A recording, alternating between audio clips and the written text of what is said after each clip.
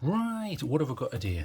Boom, I've been looking forward to reviewing this for a rather long time because if you remember, way back in the good old days, I reviewed it's old because V2 is out now. Here's V2. It's the Nitecore HC65. This is the V1, or it's just called the HC65 at the time. I love this light. As you can see, I've used it extensively. The anodization has come off. I've used this over and over and over again for many tasks. On the car, out night camping, wild camping for multiple days, in the wilds. It's never let me down. There's a few things I would maybe change, but I'd give it a very high mark because as a standalone light, not a 90 degree, so this is a 90 degree, you can clip it in and out. It's just a headlamp. At that task, it excels. It does an extremely good job. So that's the old one, and I will compare them at some point in this review, but I'll try and keep it sort of straight to the point. So this is the HC65 V2. So let's discuss what's changed. So straight off, more lumens. The last one was using, I think, the CRI XM-L2 LED, which is that one there in the main beam, which was great and it did a great job, but it's now using the luminous SST40. I think it's the SST40W. In other words, more output, a newer LED emitter, not by CRI, this is by Luminous. It should give you a little bit more throw, even though it's behind a TIR, but I'll explain that and I'll explain why that's important. Okay, so maximum 1750 lumens, very impressive, and I can attest to testing this. I've been out multiple times. It does produce a lot more lumens, so we'll go through that and we'll see what's in the box. So before we do anything else, let's get this box open. So let's see what you get. Boom, right, anything else in there? A little card, warranty card, I'll keep that. No problem, and I'll show you exactly what we've got here. So here's the whole contents of the pack, and before I go any further with the review, I'll just say that Nitecore were kind enough to send me this. They offered to send me this in exchange for an honest review. I always do honest reviews, I always will, and that will never change. If something's rubbish, I will tell you about it. I always do on these lights. That's what people know about this channel. Okay, so moving on from that, it's a Type C Chargeable, which is great. I love chargeable headlamps. It gives you that extra option. You're not having to stick cells in and out and charge them on an external device. So you get a nice cord here with a Velcro strap, and it's Type A. So there's your Type A to Type C. And Type C is omnidirectional. Doesn't matter whether you put it in that way or that way, it will still work. So I'll test that in a moment. Couple of spare O-rings. You always get a couple of spare O-rings. What they do is they go between the machined parts, in other words, the threaded sections. So I'll show you that now. So in regards to that, so if I get to focus, if we zoom in a little bit there, that there is the O-ring. So it's just a piece of rubber which sits between the machined parts and it ensures waterproofing. So we'll zoom back out there. So you can see the threaded section there. There's the threaded section. Not bad threads. They're quite thin, so you have to be careful when you put them on, but I will go over that. And while we're on the subject, look, it's a double spring. Why might that be the case? Well, it's a higher amp, so you're heading towards a 2000 range, so sometimes companies will use a spring bypass, which I'm not going to go into here, but this is used as a double spring, very, very firm, thick and firm, which is what you need, so you don't get spring sag or anything like that. And you can see I've used this multiple times. It's been in and out, and it's slightly scored the surface of the battery there, but that won't affect it, and it will work. So within this package, you get a cell in here, or some people refer to that as a battery. So it's a Nitecore one, and on this one they are giving you a 3500 milliamp hour battery. Now take note of this. If you want to use your own cells, which you can, that's not a problem. If you want to use your own cells, make sure you're using an 18650 lithium, which this is, has to produce at least 8 amps continuous maximum discharge. The reason for that is because on turbo it's going to be sucking quite a lot of juice. It needs to maintain that. Most cells will now. I generally use like a Samsung 30Q. Here's a couple of Samsung 30Q flat tops. I think they'll do about 20 amps, 15 to 20, no problem. So most cells you should be okay, but that's just something to bear in mind.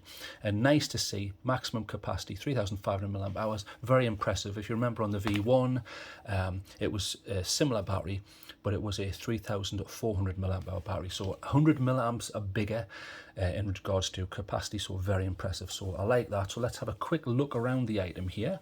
So there's the threaded section there, very interesting. Then there's the main body of the light, so it's all behind a TIR, which I will go into. So you have your main beam here, which is the SST40W. It's behind a TIR there. And then on the left you have a red light, which has a couple of modes. So it just produces red light. That is a TIR, but if you notice, the middle of the TIR is open, as are all of them, which allows for spread on the sides, but also a little bit of push. There's the main emitter there in the middle.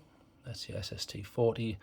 And then this is a high CRI auxiliary light, which gives you a higher color rendering index, which I'm going to go into. So let's have another quick look. So this will rotate 180 degrees, so all the way up and all the way down. Brilliant, does the job. I never had any problems. One button on the top, different from, if you remember the old one, it had a button on the side, so I'll show you that now. Had a button on the side, doesn't really bother me. Multifunctional wise, there's a change. So on the other one, you would press it to turn it on, press it to turn it off. You would half press it to get to auxiliary, and then fully press it to get a red light. So you can instantly get those modes. That slightly changes with the user interface on this, but I'll go over that, and it's not a problem. It's actually just as good, just it takes you a little bit longer, but it's one button, it's not half pressing and all this. It's probably better for the mass market. I understand why they would have done that. Let's have a look down there. There's the contact down there. Other than that, it's pretty unremarkable down here. It's a slight button top on this. But other cells do work because you've got these big fat springs, so you shouldn't have any problems there. So we'll screw that back on. There is a lubrication on there, so brilliant, nice to see. And in regards to the other end, this is where you charge it, and I'll show you that now. So we'll take this off. I like this retainer here. See this retainer? That stops this getting lost, because on the other one, it was like a ring, and I have put that down and thought, oh my God, where have I put that? So that is an improvement in design. You've got this retainer. If you take this off, it isn't going to get lost. So if you do this, this will show you the charging port. So let's take that off. There you go. And it's off, and there's nothing down there really. You can dismantle it if you've got the right tools there, but I'm not going to go over that today.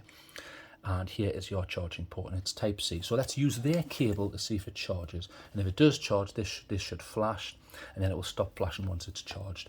So I'll use a charger here, a charge bank. It doesn't matter whose company you use, but they're all type A.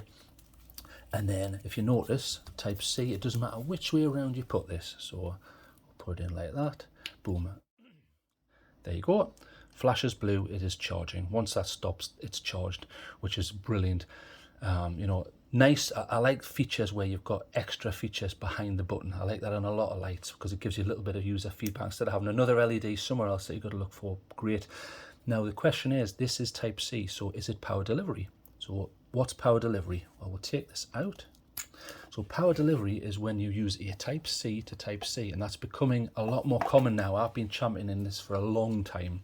So here's a type C to type C cable, and we'll use it exactly the same way. So type C in there, and then type C again. So in order for this to work, the manufacturer has to go through a few extra steps to allow negotiation between the power provider and the power taker. So plug that in, and as you can see, charging. It does charge.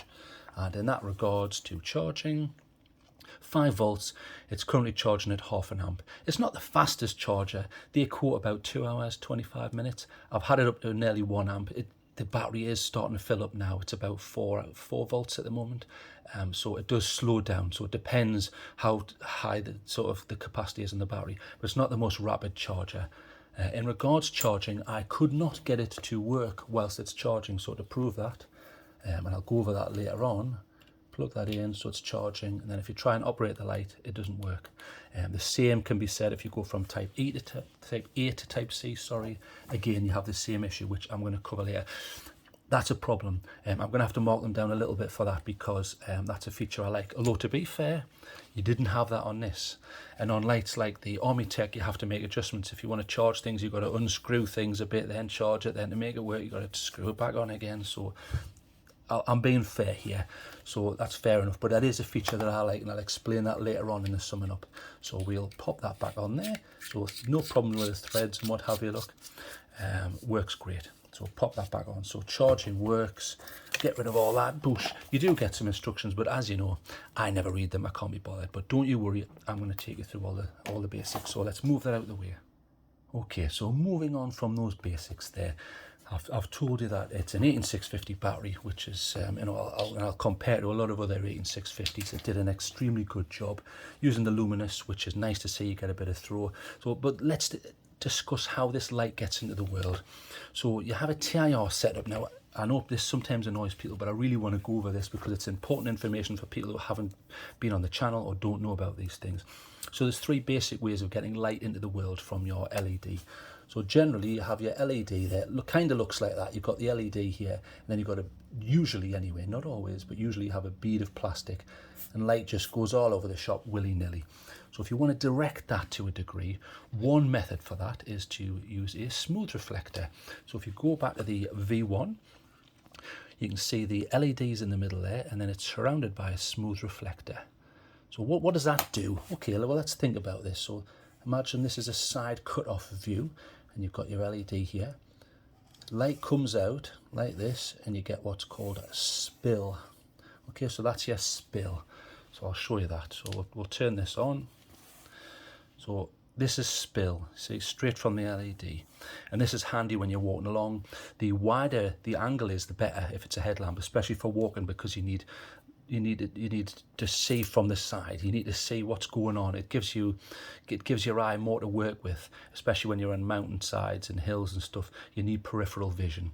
Now the problem with a smooth reflector is you get this hot spot, and it can obscure detail. I haven't got this at a particularly high setting, but watch, if I put it over here, see how it's obscuring some of those lines. And that gets worse the higher the output is. Yes, you can pull back, and that's less of an issue, but it can be a little bit irritating. The point of this hotspot is to fire the light. So it's the reflected light from this smooth reflector. So what it's trying to do is it's trying to get this light to travel. So you see that? So you get like this sort of effect where you have the spill here, and then you have this hotspot. That hotspot is trying to travel. It's trying to give you a bit of throw. Now, most people would argue, why do you need throw on a headlamp? It should be for hands-free, up-close stuff. Yes, but sometimes you need to look into the distance. And in that regards, this can be quite handy. But you get this issue of up-close. It can be a little bit glaring and a little bit annoying.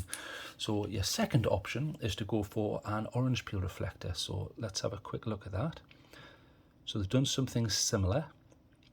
On this one, they have put a reflector in, but it's no longer smooth, okay? It's pitted and aberrated. It's basically like an orange peel. So it smooths the transition out between the spill and the spot, and I'll show you that. So if we turn this on and turn it up a bit. Right, so that's quite a high setting I've got that on, but you see how it obscures detail a lot less. Yes, you can see there's a hot spot there, you see it? Looks quite white there. But the transition between the two zones is less. So what's happening is, you've got, if you imagine it again, a side view, it's not perfectly smooth, okay? It's purposefully not smooth. So what happens is, yes, you get the spill, which is like this, but then this hot spot, instead of being a pronounced zone like that, it smooths it out a bit. So there's something of a transition between the two zones. It's not as sort of obvious. Now the problem with that is you don't get as much throw, but it's better up close. Now the other end of the scale is, so you've got smooth reflector here and then orange peel. The other end of the scale is to use a TIR. So let's look at a TIR. So here's a TIR lens. It doesn't matter, all companies do similar things. This just happens to be a micro lens, so it looks a bit like a bug's eye. So there's your TIR. Okay, so what's happening here is, rather than a reflector, it's using a lens. So I'll quickly show you that. So let's get rid of that. So if you imagine you've got your LED here, and then over the top, this is a side view. You have a solid piece of plastic or whatever material that allows light through. So the light reflects around inside, and then it comes out, depending whether you've got micro lenses or in this regards, you've got it open in the middle, but then TIR around the outside like a ring. So it's got like a ring section. What it does is it gives you a lovely diffuse beam. Okay, so let's have a look at what that looks like. So we'll go onto the V2 here, and we'll turn it on, and we'll go up. Okay, so that's quite a high setting there, but can you see how it's a very diffuse beam? It's hard to see. You can see there is a hot spot there, obviously, because I'm trying to point it out and I'm being obvious, but it's a very diffuse beam. That to me is excellent for working close up, which is what a headlamp is used for most of the time. When you're camping, cooking, trying to get a fire started, outdoor stuff, working on machinery, whatever, it's very pleasurable to use, and up close it's great. Now the problem with TIR is you generally don't get a lot of throw. So if you're not getting a lot of throw, how do you get around that? Well, what they've done here is they've chosen an SST40, which is known for its throw. So in that regards, even though this is a smooth reflector, which is meant for throw, and this isn't, this is the opposite end of the spectrum, so you would expect not to get a lot of throw, this actually throws 65 meters more than that. That should give you around 100 meters of throw, whereas this one will give you 165. So how's it doing that? Well, firstly, they have cut out the middle of the TIR here, so it's allowing that LED to do its job, which is great. Secondly, it's much more output, so the more lumens, you've got more light to fire out. So that's how they've managed to do that. Although to be fair, you've still got this beautiful wide diffuse beam, which is brilliant. I prefer that to this. Even though this is excellent, this gives you a wider beam and more throw, which is fantastic, absolutely fantastic. I think they've done a really good job. So like I say, it's sometimes really important, and I'll just quickly cover why you want a wide beam and why this TIR is exceptional. So imagine me here. Here's me walking along, minding my own business, looking like an idiot, and there's my headlamp. So let's say I've got something like this with a smooth or an orange peel reflector. It doesn't matter. What you get is when you're walking along, you get this effect. So that's me walking along a road, okay? There's a dog or something or whatever in the background. Okay, so that's okay, but it's less preferable to if you imagine a TIR where you're getting this fantastic wide diffuse beam, which gives you more peripheral vision. It's more pleasant to walk by. It's not obscuring detail in any manner. So if you imagine, if you're using something like a smooth reflector and it's not very wide, if you imagine trying to look at the world just like that. This is an extreme example, but imagine looking at the world just like that. You're not seeing a lot, are you? Whereas with a TIR, what happens is it widens and widens and widens, and you get this lovely wide view, and you can see all of the things around you much better. So I think they've done a really good job here. I'm glad they went from the smooth reflector to this TIR and got a bit more push. So I think they did a really, really good job in that regard. So push, let's get rid of that. Okay, so let's go over some more of the specs here. So we've discussed the lenses, which I'm really impressed with. Maximum output 1750, which is great. You know, it's up 750 lumens from the last one, which was only about 1,000 on the old CRI. It's still IPX6 because everything's behind a threaded O-ringed section. There's nowhere water can get in here. So you can put that in 2 meters of water. It will not let the water in. You know, you can stick it there for an hour, not a problem. Fantastic. I love headlamps which are waterproof. I'm not keen on these ones that aren't. I don't understand headlamps for outdoors where they're like IPA4 and things like that. What happens if it rains or you drop it in some water? I've never understood that. Yes, you could use the argument, well, don't go out in the rain. Yes, but sometimes it rains and you don't have the choice. So I really appreciate that. So it's IP68, it's dustproof and waterproof for all intent purposes. Excellent. Also, the drop rating is 2 meters. Again, I don't understand when you get headlamps where they have like a 1 meter drop rating. Bearing in mind, this is going to be on your head. So if it drops, it's going to be from the highest height. It's going to be from head height. I don't understand when they don't have at least 1.5 to 2 meters. This is right up there, 2 meters, great. I'm confident with that. And I've dropped this one. I've dropped the V1 loads of times, never had any problems. Full metal construction, just like that. It's been great. And as you can see, it's been whacked about rather a lot. But see this lipped section around the lens there? Because of that, that takes all the wax and the lens doesn't. And the same can be said for here. If we have a look here, there is a recess before you get to the TIR lens. Fantastic. You can see a little bit of heat sink there. They're more, you know, they're not massive heat sinks. I would have liked to maybe seen a little bit more, but heat wasn't a problem on this. But we will go over that because this has automatic temperature regulation. So rather than a timed step down, because most people don't know this, who come new to this subject, when you have high output lumen outputs on headlamps, what happens is you go to turbo. There's turbo, that's maximum there.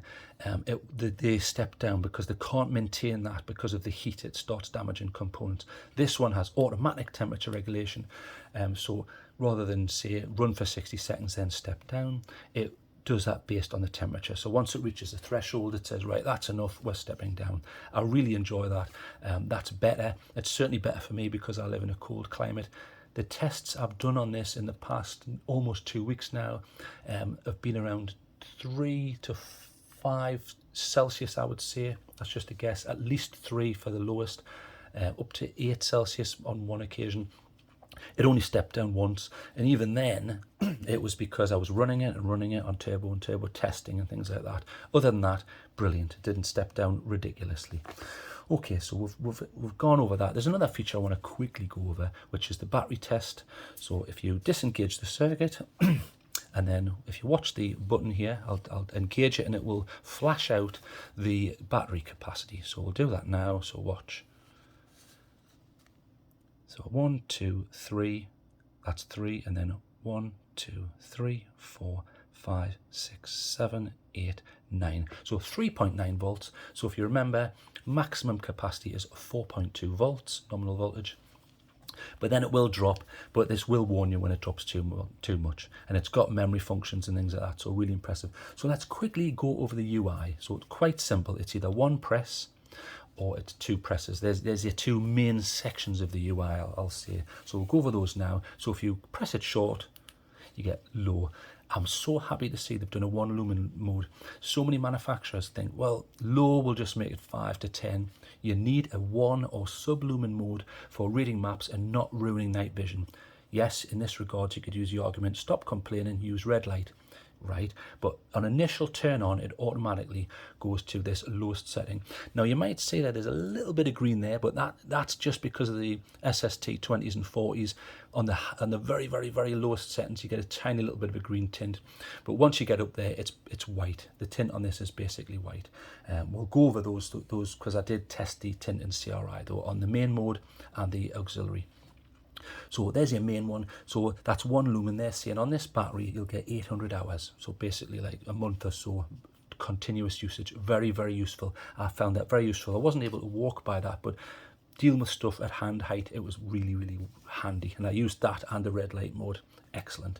Okay, so the next one, just press again, is low. That's 50 lumens, so quite a jump, but okay, not a problem. You can just walk by this. 28 hours you'll get out of that. And then mid 250 lumens, so another jump again. You'll get 6 hours on this battery. That's pretty good. And then you've got high, which is 900 lumens, so you don't get a step down on that, so it's really good.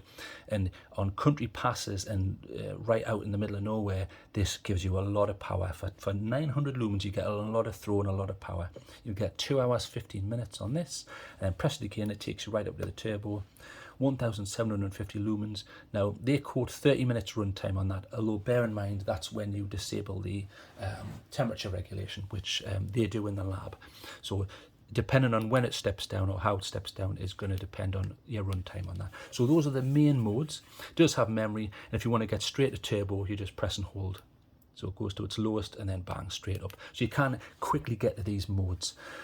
Okay, so you have auxiliary modes. So to get to those, turn that off, it's double press. So rather than 1 press, it's double press. So double press takes you to red light mode. So rather than the main beam, it uses the red light. What's the point of that? It doesn't dazzle other people, especially when you're camping. It doesn't give away your position as much because it's a low intensity mode. It's harder to spot you, and it doesn't ruin night vision, because once you ruin night vision, it takes a couple of minutes before your eyes adjust again, and it's a nuisance, especially when you're dealing with other people and you're trying to look at maps and things, and then they flash in your face and then you get these ridiculous floaters, and it's annoying. Now in that regard, if you remember on the original one, you had red light. So there's the red light. Looks slightly brighter, but this has 2 modes. This just has 1. So you can see it's using it behind the TIR, which is great. So turn that off. But this one, if you press it again, it'll take it to a brighter red light. So watch. See how that's brighter? So what are those? What's the outputs on those? So the low mode is 3 lumens, and you get 110 hours, which is fantastic. That's really impressive.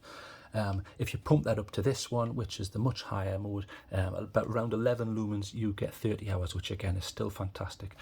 I find this mode and the high CRI when camping are easy to remember. 30 hours for this and 20 hours for the other one, but we'll go over that now. So if you press it again, it'll go to a quick it's a beacon mode really, if you want to show position and rally point or anything like that. A handy feature. So next one is the high CRI. So what's high CRI? So in regards to the main beam, you're getting a color rendering index of around 70-ish. There, that's their quote. I'll go over the figures that I got.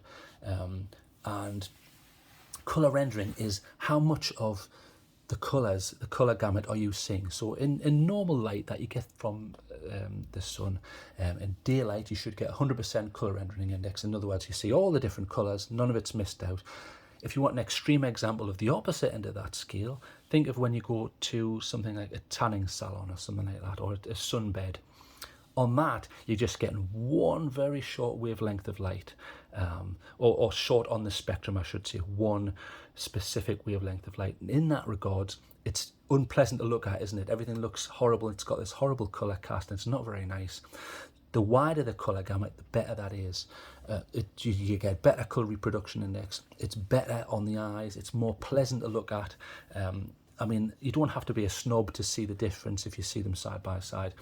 This is better for working up close, working with different colours, showing you a better colour grade. So it's nice to see this, and again, it's behind a TIR, and I used this quite a lot, and it's pretty decent. It's just as good, if not better, than the light on here, which I'll show you. That's the high CRI on the V1, which is beautiful.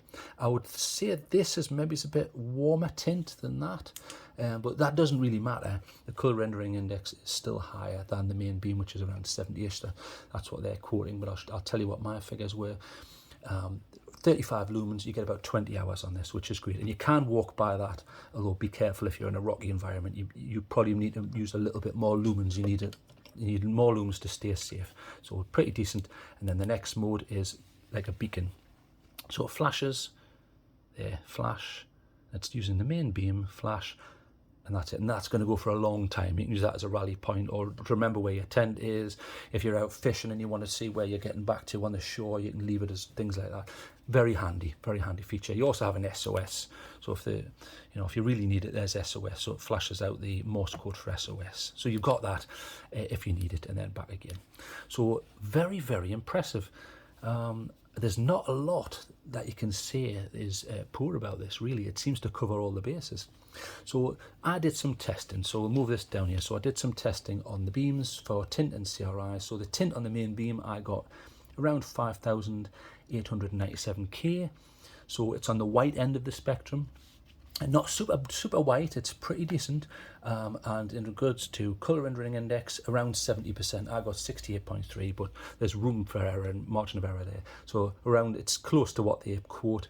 In regards to the auxiliary CRI light, I got around 4,544K.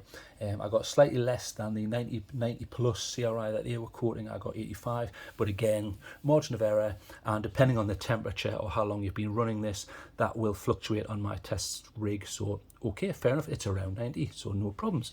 So I like the tints on these. I like the fact that the main beam isn't super white. It's not like 6,500 Kelvin, which is very, very white. Pretty decent. Just in regards that, we'll stick a little thing here. So if you look on this end of the spectrum, you've got very sort of yellowy warm light, and on this end of the spectrum, you've got sort of 6,500 Kelvin, which is way up to the white light. Whether you want white light or warm light is up to you. This is hovering around, it's certainly white, it's not in the middle. 4,500 or 5,000 is 4,500-ish is basically neutral tint, as they refer to. So sunlight is more to the warm end of the spectrum, and an overcast day when it's obscured by clouds and things like that is more to the white light. White light is preferable if you want to look brighter, but you can get backscatter and things like that. Although to be fair, on this it's not too white, and it's using a dedicated sort of LED which is known for its throw. So again, it cuts through that junk in the air, so no problems there. Okay, so let's go over some good points and bad points. The first sort of good points. Let's cover good points first, because I think they've done a really, really good job here. Okay, so good points. So you get battery indication, which is invaluable when you're out and about and you haven't got the means to test a battery.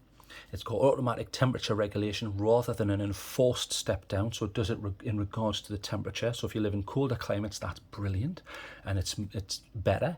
There's no pulse width modulation that I could detect. In other words, it doesn't flicker. It's not like some of the cheaper lights. It's got a constant current circuit. Brilliant. On all modes, that was fantastic, and I wasn't able to find any issues with that. It's got 65 meters more through than the original V1. Again, well done, brilliant. That's partly because of the higher lumen output, and it's partly because of the emitter that they've chosen. It's Type C, so you can charge it.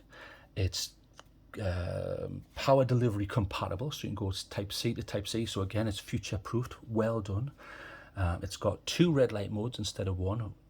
Big fan of that. I found that actually very useful. So I used mode 1 for up close stuff, and then if I'm trying to walk by red light, I use mode 2. So again, brilliant. You've got a high CRI mode, which is fantastic, and it does work. It's got a really good headband, so it's a 3-pointer. So you've got one going around the circumference of the skull and then one going over the top. When I initially got this, I didn't know what this was for. I thought this was maybe something to do with helmets. It's not. It just helps you position, and it does work. It works like an anchor point. So I remember I did used to have to sometimes adjust mine, and that's not particularly ideal, is it? Pushing into the head, whereas that is a lot more comfortable. I think they've done a good job putting that on. This is better. In regards to the band, it's certainly better than the original. The original was okay. It's stretched a bit now. It works, but I had to shorten that a little bit. This feels like a slightly different material. It's thicker. It's more comfortable inside. It's nice and soft. And they've also added, if you have a look, they did this on their combi light, which had the 2 lenses, where it had this. It actually provides grip. It stops it slipping around, and it's supposed to take sweat away from the front of the face. I didn't sweat that much because it's freezing cold at the minute, but it certainly works in regards to retaining its position on the head. So it doesn't go all the way around. It goes to a certain point and then terminates, you see. And it's like a sort of a sticky substance. It's very good. So it does work. I had no problems with this. This is very comfortable. This section is comfortable, and you can take this in and out and attach this to your bag and things. And behind here, these 2 sections are rubberized. You can feel, that's plastic, that's rubber. That's why it sounds different, but brilliant quality. This doesn't feel loose. It doesn't feel like it's going to get loose like the original. It moves and it stays where you want it. There's no flop, and because it's a 3-pointer, it doesn't jiggle around when you increase your pace. Very, very good. IPX8, high drop rating, 2 meters. There's a lot to like about this light, and it's a big improvement on the original one. They've done a good job. Okay, so there's always bad points. So what are the bad points? Now, the first one you could argue is there's no E-lockout. So E-lockout would be where you do maybe, I don't know, 3 clicks or something, and it would lock. It can't go on. So if you put this in your bag and it gets pushed against something else or in your pocket and you go camping, it doesn't turn on by accident. And then when you get to the camp, oops, the battery's empty. Yes, that's true, but watch, you can just do this. Just turn that, there you go, it's locked. It can't function because you've disengaged the circuit there. It won't turn on, doesn't matter what you do. And then if you tighten it again, it will work. See, you can see it's working there, and then the light comes back on. So that's here one. So there's no E-lockout. It would have been nice to see that. There's room for that because you can do, like, I don't know, 3 clicks or 4 clicks or something. They could have done that. But it's not the end of the world. The other thing that's slightly more important, which I'm going to have to mark them down for a little bit, is you can't use it whilst it's charging. That's a nuisance, and I'll explain why. If you're camping, sometimes, or night fishing, for example, I've got people who night fish, and I've night fished. Sometimes, if you want the battery to last all night on higher settings, what you do is you take, as long as it's not raining, obviously, you take this off, leave it hanging, and then you would plug that in and then use a longer cable to a battery pack so it's charging and running at the same time. You don't have that ability on this. If they release a newer version, I would like to see them do that, like a V3 or something. Maybe slim this down, increase run times or something, and then maybe add that. I have to mark them down for that, but other than that, this is an exceptional light. I think they've done a very good job. Really, I mean, when I was out testing this, I found myself smiling because I thought they've done a really good job here. And you know this is an honest channel. I think they've done a good job. They've taken something which I loved, as you can see, and I give a very high mark, and they've improved everything. Yes, they haven't added the charge whilst running, but not the end of the world. It's just a feature that I love and like and have used. So it's there. It's just something maybe it's on a V3. Okay, so I'm going to give this a mark out of 10. But before I do that, I want to show you some beam shots, and then I'll show you what I compared it with. So let's bring up a picture here. Let's bring up a picture. Okay, so we've got a picture here. So what I did was, I took some photographs. I tried to be as fair as possible. I held the light at head height at the same angle on the same side. It was the upper right hand side, and I took the same picture of the same scene. So I tested the Armitech Wizard Pro V3. There is a newer version of that, but this isn't what this review is about. The Nitecore HC65 V2 there, top middle, and then top right is the older, the V1. I also tested the Woburn H1, which is very similar to the HC65 V1. And the Fireflies PL47 G2, which is the Gen 2, slightly newer version, and the Sofern SP40. So I just want to quickly cover what they are. So Woburn you could refer to as a very cheap version of the Nitecore HC65 V1, and the Sofern SP40 is a budget light.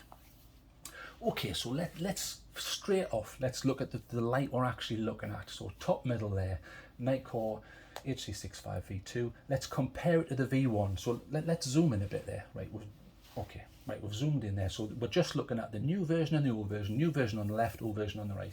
What can we see straight off? Straight off, obvious to me, brighter, which it should be. It's 750 lumens more. It's brighter. I would also say that the spill, in other words, peripheral vision, is better. See that? The hotspot is larger. In regards to tint, the tint is probably more preferable on the V1. This is whiter on the V2, but you're producing more lumens, so you sometimes get that effect. In regards to throw, what we'll do is we'll zoom in on that far bank to see this. So we've zoomed in on the bank on both versions there. So you can see on the V2, you can see the far bank much more easily. This is pushing light further out, and it definitely does. In regards to the V1 there, you can't see hardly any details on that there, can you? So we'll get rid of that. In fact, we'll zoom all the way back out and show you all of the lights, because I want to discuss now. Okay, so Armitech uses a TIR again, different setup. I would argue that the throw isn't as good because of that. You're not getting the same high throw that you're getting on the HC65 V2. If you compare to the Woburn is good, it's okay. You're getting a little bit of throw there, nice to see. Peripheral, not as good. Although it's hanging in there, it's certainly hanging in there. Slightly warmer tint, which is okay, but I think there's an obvious lumen difference there. There's more lumens on the V2, the HC65, so that's beating it there. Fireflies PL47 G2, it looks a lot brighter, but you're not getting that throw. Again, the far bank just isn't as good. Although, to be fair, on the Nitecore, that Fireflies there is pushing 4,500 lumens, a massive push there, but it's got a rapid step down. And again, to be fair to the Nitecore, it's using a larger battery. It uses the 21700, whereas the Nitecore uses the 18650. I just threw that in there as an extreme example of lights that produce more light. Okay, so Sofern SP40, great. Does a good job, but again, peripheral vision not as bright. It's good, but not as bright. It's certainly a wide beam, which is great, and it has that little bit of hotspot. It's pushing out a little bit. It's admirable, but if we compare, in fact, we'll zoom in. We'll compare the HC65 V2 on the left there, and then the Sofern SP40 on the right. So we'll compare the two. Yes, the SP40's got a bit of throw in that central spot, but if we zoom in on the two trees in the extreme distance there, so can you see that? On the V2, you can see detail on them. You can just see them on the SP40, but less. So you're getting a wider, more throwy beam on the V2. So I'll zoom back out there. Right, we're back to all the shots now. Okay, so as you can see, I would argue, yes, the Fireflies is brighter, but it steps down massively, uses a bigger battery, and it's more lumens, so it's kind of cheating and it's heavier. But I think that V2 does an exceptional job. Really, really good. The only thing you could probably knock it down for, if you were a tint snob, is it's a slightly white light, but you know, I mean, you can't have everything. It's doing a really good job there. Okay, so let's get rid of that picture. Right, so I'll just show you what those lights look like that I compared it with. So this was the massive, the Fireflies. Yes, it's got auxiliary LEDs, but because of the design, it's quite heavy and floppy, and it flops forward and stuff, and it steps down rapidly, much heavier as well, even though this is an all-in-one unit. I also tested it against the Sofirn SB40. Again, fine budget light, but again, this beats it. It's brighter, more throwy. The throw that it does give is wider, as we sort of proved on those photographs. I also compared it with the H1, which is very similar to the V1 of the HC65. Very, very similar. Not quite as good. This still beat it on width of beam, so the Nitecore still won out. I mean, really, to sum up, we're going to have to give this a mark. I think I've talked enough. I'm going to give it a mark, and then we'll go outside and look at the light. Okay. So battery indication, automatic temperature regulation, which isn't over the top. It only stepped down once in my testing, which was very, very impressive. 65 meters more throw compared to the V1. Very, very good. Type C, power delivery compatible. 2 red light modes instead of 1. Really good. It's got a high CRI, which works. The TIR works beautifully. You get an exceptionally wide beam. But I'll show you that now. Look how wide that beam is there. See here, look. You can see it there. Look at the width of that. That's exceptional for a headlamp. Very, very impressive. Really well done on that. Good design. Feels rock solid. Nice metal. The paint hasn't even started coming off yet, and yet I've tried my best. I slightly scuffed this, but I smashed it around in my pocket loads for weeks. It's done absolutely excellent. Good headband that actually works. It's a 3-pointer that added this, which makes it more comfortable. IPX8, 2 meter drop rating. The only things I can mark it down on is E-lockout, which a lot of them don't have anyway, and you can just do that. There, it's locked out, and it's unlocked. And you can't use it whilst charging. So because you can't use it whilst charging, I'm going to have to mark it down, but I'm going to have to give this 9 out of 10. It's an exceptional light, extremely well made. It hits every base other than use whilst charged, which not everybody uses, and I understand that. If they did a V3 or a special edition, I'd like to see them add that, but other than that, I think they've done a good job. I would probably, if they added that and E-lockout, I'd probably give this 9.5, and that would be my highest mark ever. You know, but we'll give it a very comfortable 9. Well done, Nitecore. I think you've done a decent job. HC65 V2. Not a lot of knocking on. Anyway, enough of me waffling. I'll go outside now. I'll show you loads of comparisons all together, all the different lights working together, beam shots and all of that. You can make up your own mind. So that's enough of me waffling. Right, I'm off. Well done, Nitecore. 9 out of 10. Whee!